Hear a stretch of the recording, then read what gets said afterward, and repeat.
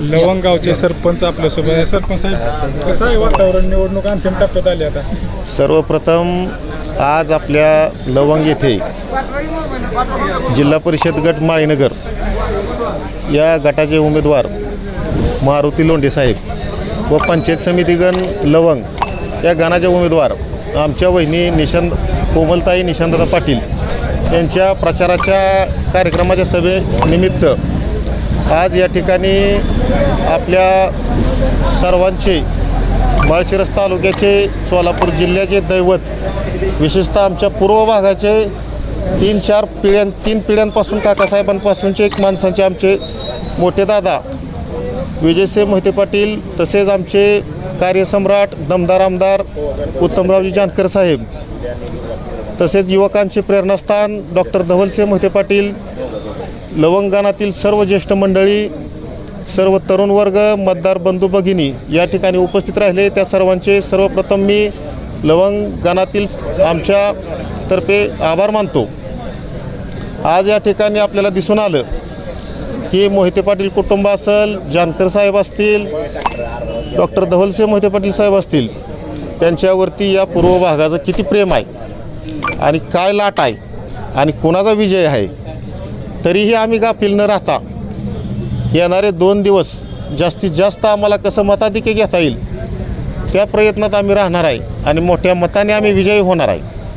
तसं पाहिलं तर हा परिसर मोहिते पाटलांचा बालेकिल्ला समजला जातो. आता विरोधकांनी कसं आव्हान निर्माण केले, त्याला तुम्ही कसं सामोरं जाताय? विरोधकांचं आव्हान बिनबुडाचं आहे, वाचाळवीर आहे.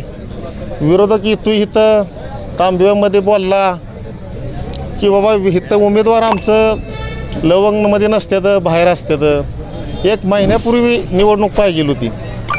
इथं आमच्या निशांतदादांच्या वहिनींचा 100-125 एकर शेती आहे आणि ही शेती आणि त्या शेतीमध्ये एकरी किती टनानं ॲव्हरेज निघतं आहे? 90 ते 95 टनानं ॲव्हरेज आमच्या दादांच्या ऊसाचा आहे. तर त्या विरोधकाला काय मागच्या 1 महिन्यापूर्वी निवडणूक असते तर त्याला इथं मोळ्या मोजा उभा केला असता. इथं उमेदवार आमचा नाही म्हणून सांगतोय. आमचे मोठे बंधू निशांतदादा पाटील त्यांनी सरपंचपद भूषवलेलं आहे 2013 सालात. त्यानंतर 2023 सालात त्यांची ग्रामपंचायत आहे. मी त्या ग्रामपंचायतीचा सरपंच आहे. या गावामध्ये काय अडचणी असतील किंवा काय अहोरात्री एक प्रसंग आलता आमच्यामध्ये, ते पारधी समाज आहे. रात्री 1:30 वाजता मला फोन आला तर त्या पारधी समाजात तिथे जाऊन मी उभा राहिलो. अशा पद्धतीचं आमचं ग्रामपंचायत टीमचं काम आहे या निशांतदादांच्या नेतृत्वाखाली. आणि ही वाचाळवीर काय इथं येऊन ही बाहेर असते तर हे असं असते तर त्या पद्धतीचं बोलतोय. त्याला आमचं एकच आव्हान आहे की त्यांनी आपलं इथं येऊन सांगावं की तुम्ही तुमची मंडळी दुसऱ्याच्या गटात आणून का उभा केली, त्याचं उत्तर त्यांनी द्यावं. लवंग ग्रामपंचायत तर तुम्ही यशस्वीरित्या हाताळताय, परंतु ही पंचायत समिती आसपासच्या ग्रामपंचायत आहेत, तिथला कसा प्रतिसाद आहे? आता आम्ही बाकीच्या सर्व ग्रामपंचायती मोहिते पाटील गटाच्या आहेत आणि त्यामुळं आमचं दैनंदिन जीवनात रोजचं प्रसंग त्यांच्याबरोबर सर्वांबरोबर येते ते.